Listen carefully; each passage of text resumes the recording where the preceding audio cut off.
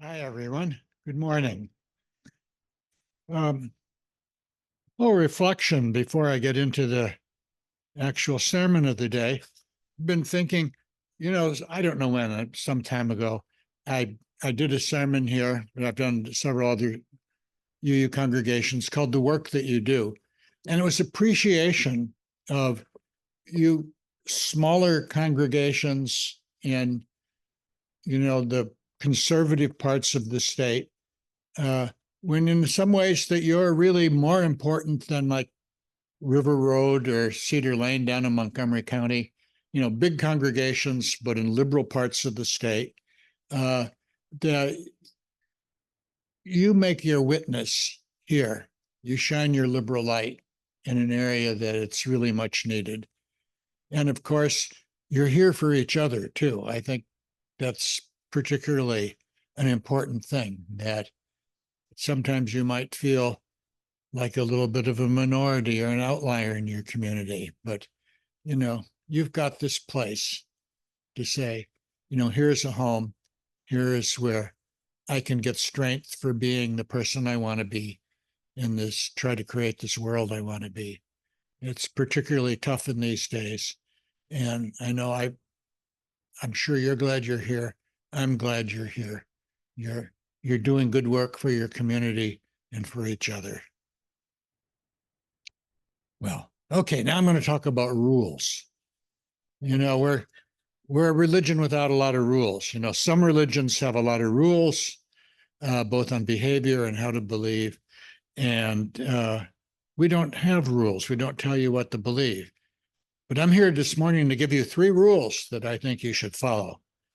The history of this is I got interested in this kind of thing several years ago.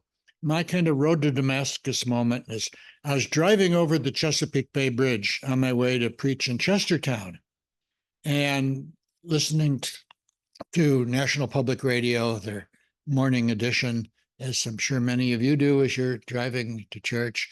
And they were interviewing Michael Pollan, the great food writer. And he said, we've got so many people telling us about eating. What's the right way to eat? Eat this, eat that. No, don't eat that. The rules have changed. So he figured we need some just simple rules that people can follow. And he came up with 3 in a total of 7 words. He said, eat food.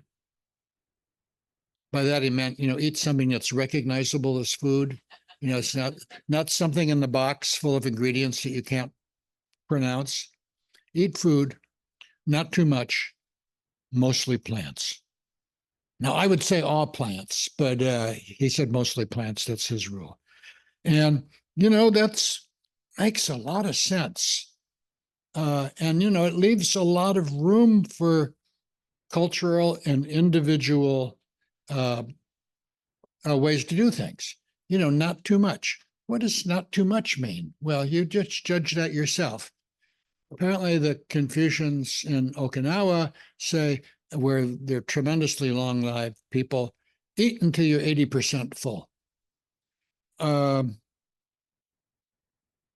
it just mostly plants. Again, I'd say all plants, but, that's it's guidance with room for you to determine where you fit in that paradigm. Wow, and I thought, this makes a lot of sense. I'm used to going, on and on about religion. Could I express my own thoughts so briefly? So I wrote a sermon called My Religion in 3 Sentences, plus commentary. And my 3 sentences were and are, all living things are connected, my behavior counts, act on the basis of the first 2 sentences. Now, that's 17 words.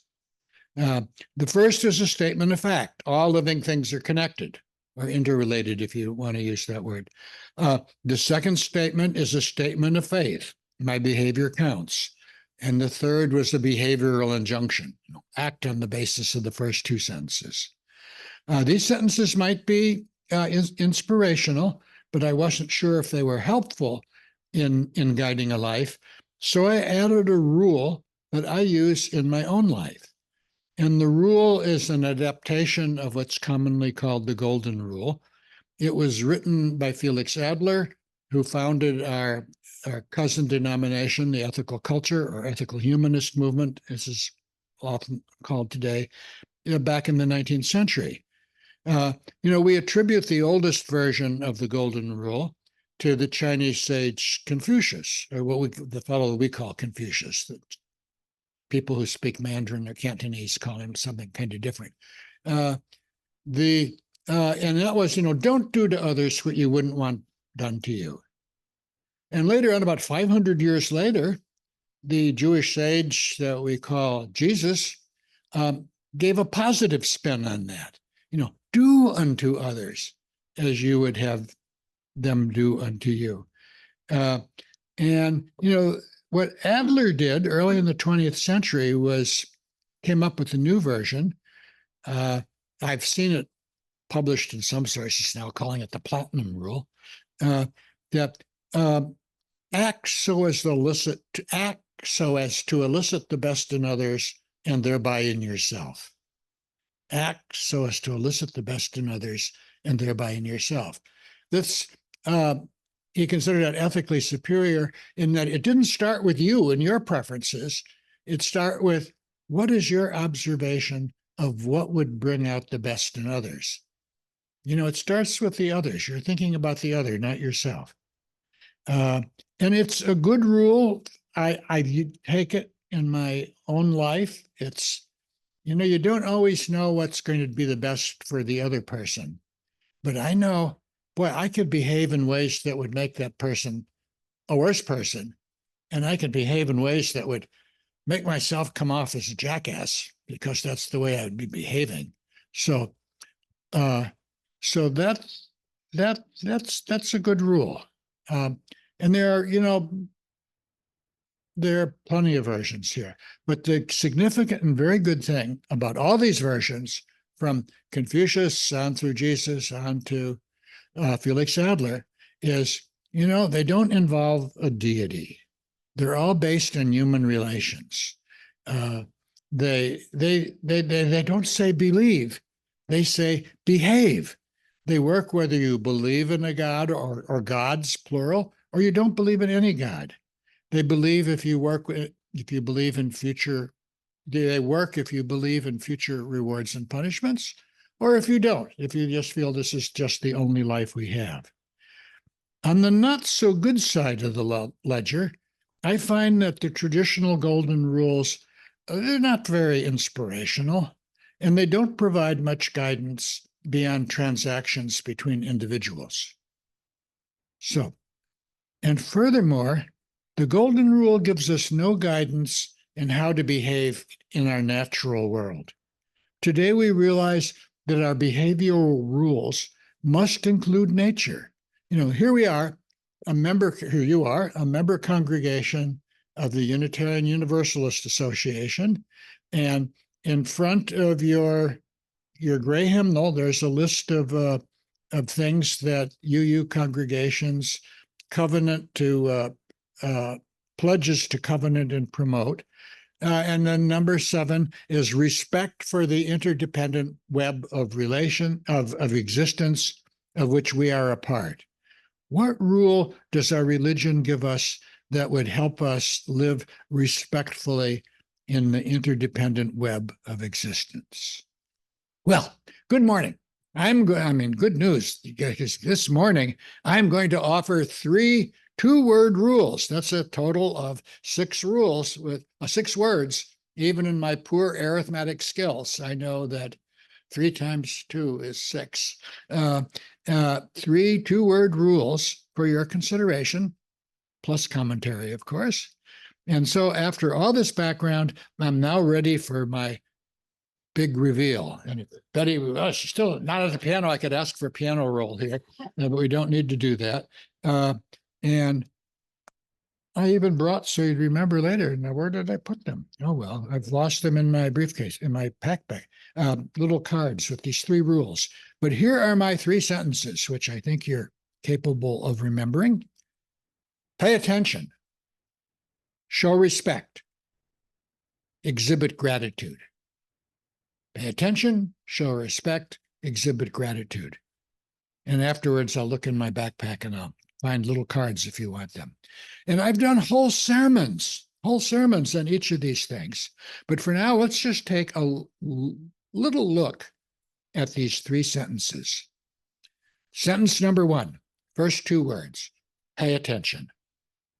For years, I've been telling congregations that I thought the two words, pay attention, should be on their chancel walls here, just in front of everybody. That I think that this is an essential, fundamental message of religion. Indeed, of any religion. I think almost every religion says in its own different way, pay attention. Pay attention to the world around you. Pay attention to the people in your life. Pay attention to nature. Pay attention to yourself.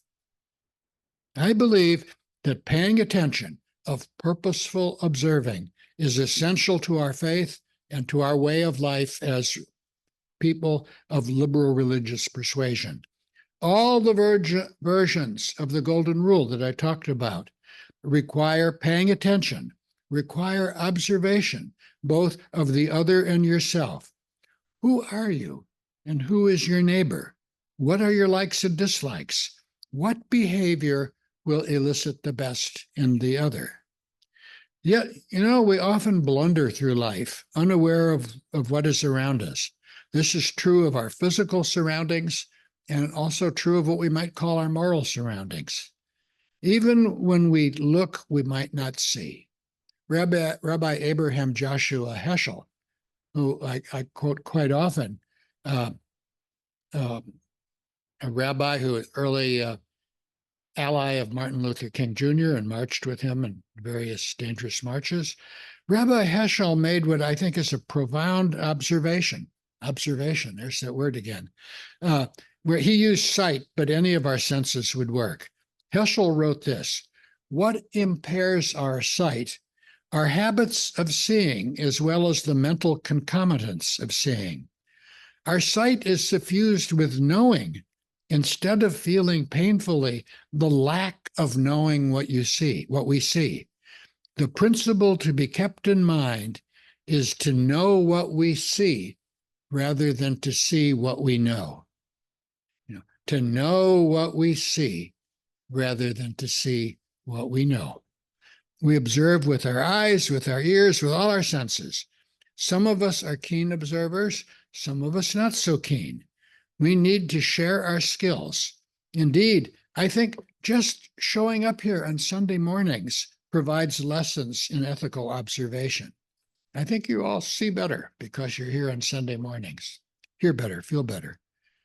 The good news is that we can train our senses to pay attention so we can observe knowledgeably. Many occupations and professions do that. There are people in this room, teachers, social workers, therapists of various kinds, healthcare providers, who could run a workshop on observation. Might be helpful if you had a cop in your membership. They know how to look at the world. There are people here who know about nature. The people who come in, well, you probably don't have that here, I noticed, but we have it at First Church in Baltimore. People who come in from the street at coffee hour and hope some spare change if they can get some, are often really extremely keen observers. As we engage with them, do we know what we see, or are we just seeing what we think we know? Pay attention to the earth, to nature, to our natural world. We've had the summer heat wave. What did that was telling us something about what our world, what's happening in our world. Listen to the earth, watch the earth, feel the earth, pay attention to the earth. Hear the meaning of the silence of the frogs. When in my boyhood, which was some time ago, I go driving in the country, you get a lot of bug spots and squish a lot of bugs on the windshield. You don't have that anymore. There are not a lot of those bugs flying around in nature. We've pesticided them out of existence. What does that tell us about our world? Notice the decline in fireflies or lightning bugs, whatever you call them out here. For us, for people of our religious sensibility who believe in the worth of the individual and the interdependent web of creation, our informed observation of our fellow humans and of nature is a part of our religious observance in the more traditional sense of the phrase religious observance. If we believe in the, excuse me, if we believe in the web of existence, we should study nature as our Talmud, as our Bible. But this is more than careful observation. It's looking at the world through the lens of keen perception. We have to pay attention and let our paying attention lead to action. And so that's why the first 3 sentences of my 3 rules are pay attention. Sentence 2, words 3 and 4, show respect. The Universalists, remember that's the second half of our name. We're not just Unitarians, we're Unitarian Universalists. They believe that God loves us, and so we must love our fellow human beings. And so love is a big word among UUs. And also it was, I think we caught it back in the 1960s when it was chronic. We have T-shirts and banner proclaiming, on the side of love. And that's good. That's great. I really like that. But my second 2-word sentence is not about love. It isn't show love. Respect is my second behavioral injunction.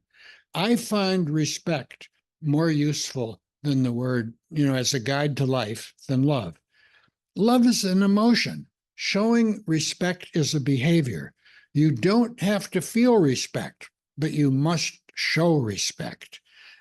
Acting with, that's an active verb. And indeed, it's imperative. You must show respect. Acting with respect, even if you don't feel it, isn't hypocrisy. It's living according to your faith. And of course, you don't have to show respect for behavior that's not respectable, but you show respect for that person. Here's a couple examples. We've just down in Baltimore commemorated the 10th anniversary of the death of Freddie Gray and the subsequent uprising. You may remember Freddie Gray was an African-American man. Cops arrested him, tossed him in the back of their van, and took him to the station and gave him what's called a rough ride. He wasn't strapped in. They were purposely braking hard and taking rough turns. Ended up getting a brain injury and dying. Now, I can't imagine what it would be like for the police officers to have treated him with love. But I can imagine what it would be like for them to have treated him with respect. In fact, I don't have to imagine this. I've seen this in close proximity. I was very near some Baltimore City police officers arresting a 6'3" man for assault. And he was a dangerous man, and they treated him with the precautions that one would show in treating a large, dangerous person. But they also referred to him as Mr. When he truthfully said that he had a bad back, the officer seated him in a way he could be comfortable and adjusted his handcuffs accordingly. Now, I don't know if my presence influenced their behavior, but I thought their behavior was commendable. They were arresting this man because he was accused of cutting a person with a knife, but they treated him respectfully. I know all this because it took place in my living room. Now, I have to admit that I sometimes struggle with the concept of worth. The very first principle that UU congregations pledge to commit themselves to is to promote the respect for worth and dignity of every person. Maybe we use worth as the equivalent to what the Quakers call that of that which is of God within each person. Or maybe it's similar to the Buddhist concept of compassion. But as one of our, some of my, 7-year-olds, 8-year-olds in our Sunday school class were arguing about this concept years ago. And one little Gabe was insisting, yes, everybody had worth. And Nadine, always the kind of contrarian, said, no, she didn't believe people had worth. But finally he wore her down. She agreed that, okay, everybody has worth, but some people use it up. And that's, I think worth is, in our hymn book, it talks about the inherent worth and dignity. I don't believe it's inherent, say, in the same way our DNA is inherent. But I believe that worth is one of the great human inventions of all history. This thing that we've got to say, whatever meaning we put to it, everybody has this special thing that we happen to call worth. And because of that, we have to treat them as people with respect. And here's my point. Whether worth is an invention of the human mind or it's inherent or whatever, my respect rule, I don't have to worry about the theology of worth. My rule is to treat everybody with respect, period. That often brings out the best in them, however expansive or minimal that best in them is, and it will help bring out the best in me, however expansive or minimal that is in me. Behavior first, the theology, if any, can follow. How do we show respect now for the earth, though? That's a lot more complicated. But there are some analogies to behavior toward our fellow human beings. How do you respect your host when you're in their house? Do you strew trash all over? Do you leave things in good order? Will the next person find a mess? I think, you can get the idea here. You'll find your own ways to show respect. I'm not saying that following this rule is easy, but following this rule is something we ought to do. And we'll all find our ways. I mean, I've recently switched from, I do my laundry with, and I always do it just tap water cold, with these little sheets that you can put in because they disappear and they come in cardboard cases that's completely recyclable. I certainly don't use these things that come in these very heavy plastic jugs that you pour in, because then you've got this heavy plastic jug that's just going to get tossed in an ocean somewhere or burned. So anyway, that's the second sentence, show respect. So I've got pay attention, show respect. Sentence 3, words 5 and 6, exhibit gratitude. Now, I think exhibit gratitude is the message of the world's great religions. I struggled with how to express this. Exhibit gratitude seems less direct than the first two sentences, but they're pay attention and show respect.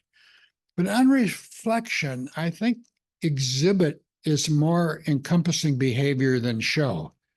We can exhibit gratitude even when we are, unaware of what we're doing as we go about our daily lives. If you do so, if you internalize the sense of gratitude. Still, gratitude is not just something that goes on inside your head. It is a feeling, but it's also a behavior. Sometimes we manifest this gratitude with a simple thank you. So I can say, thank you for inviting me up here all these years. You have really contributed a lot to my own religious and intellectual development, and I thank you for that. That's saying it. It can be expressed by living a life in which gratitude is manifest. Sometimes an expression of gratitude will elicit a strong, this is not right. We've got to change this situation. If we're grateful for our public libraries, we should buy some of those tickets that they're being sold here. In my old age, I've developed a greater sense of gratitude than when I was young. When I was young, good things in my life seemed to be a given, happening in the usual course of things. I was lucky to have good parents who were concerned about my well-being. And I just sort of, went on to college as a matter of course. In fact, one of my deep regrets is, as I've gotten older and older, I think, gee, wow, there are things I should have said to my parents when I could have said it. I can't say it anymore. I'm just acutely aware that I can never express the gratitude I feel to people who are now gone. My parents, as I've just said, my wife, my teachers and guides. I think this has moved me to express gratitude more freely when I can express it, and while others can still hear it. In fact, I've taken the closing memorial services, as I did just a few weeks ago, by saying to people, okay, you're here because you were part of this. Well, Dale was his name. I can say it. You're here because you were part of Dale's life. That Dale was part of your life. Well, just remember, you were also part of Dale's life. You contributed to his life. There are other people, but you can't say that anymore, and he can't say that to you anymore. But you're maybe here, and I'm saying it to you now, maybe sitting next to somebody who is an important part of your life, even just if, only as someone you see on Sundays. This is time you can tell the person, hey, thank you for being here. Thank you for being part of my life. I appreciate you. You could do that now. And okay, and I owe a debt of gratitude to all these people. And wow, do I owe a debt of gratitude to this planet that has been my home for 84 years? You can thank a person, but how do you show your gratitude toward the planet, which, as far as we know, is the only place in this entire universe that we can exist without creating an artificial environment for ourselves. The only place, and these, I don't know how many, millions, billions, hundreds of billions of stars and planet systems out there. As far as we know, this is the only place. We're not going to be able to escape it. This is where I don't make a nasty crack about someone wanting to go to Mars. Though we humans are the dominant creature on this planet, we're but a tiny part of an enormous context. That last phrase, enormous part, a small part, tiny part of an enormous context, is a quote from cell biologist Ursula Goodenough in her book, The Sacred Depths of Nature.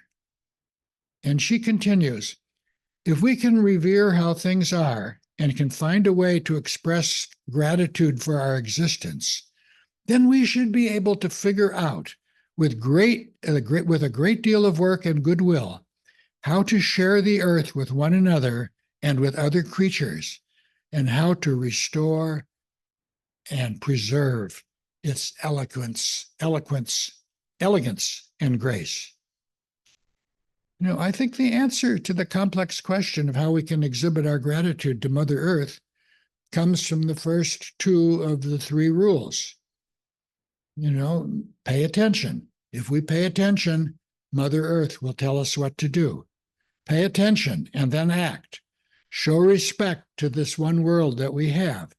Mother Earth has her rules too, and we'd better pay attention to them. And that's the final sentence, words 5 and 6, exhibit gratitude. So pay attention, show respect, and exhibit gratitude. I offer these 3 sentences, these 6 words, as good rules for our religion without rules. And I think you'll find these concepts, though, in all the world's great religions. They work with humanism, they work with theism, they work with polytheism as well as atheism. They are central to our human interactions, but they are not limited to humans. They work with nature as well as people. Pick whatever philosophy or theology you want to undergird these rules. Just follow them. That's, all in some situation. All you have to say to yourself, well, this is my rule. I got to follow it. I'm not saying the simple rules apply in every situation. There are a lot of situations where we have to apply close ethical and technical thinking. But I think these tests can still be applied. We can always ask if the action is respectful to the individuals involved or to the natural world. We can always ask if we've paid sufficient attention to what the world puts us before. You know, Gandhi always used to say his rule of thumb, like talking to government people, when you're going to make a law or a regulation, think how it would apply to the poorest person you can see. Think how that would apply to the poorest person. That's paying attention. But you know what? We're not always going to live up to these rules. So think of them as warning signs, like the rumble strips, that you have on the side of the highways that let you know when you're drifting out of your lane and to get back into your lane. The rules tell you what you need to correct when you need to correct your course. They'll help you live the kind of life your religion, that is our religion, calls on us to live. So thank you for paying attention to me today. I've tried to respect your time. I've been grateful for that you're here. And so one final time, pay attention, show respect, exhibit gratitude. And I will be very grateful for, after a little bit of silence, to hear your remarks. I think we have time for that. Thank you.